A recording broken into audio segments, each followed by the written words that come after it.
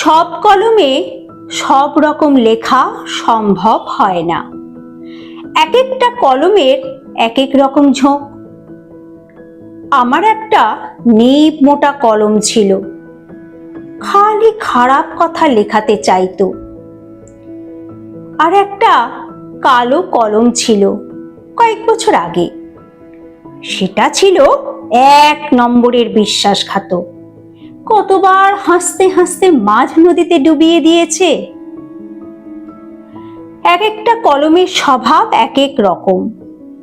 কেউ কেউ ধূসর, মর্মর ইত্যাদি উদাসীন শব্দের দিকে যায়, কেউ কেউ অতল, নিঃশব্দ, ঝিমঝিম মন্থরতার দিকে টানে।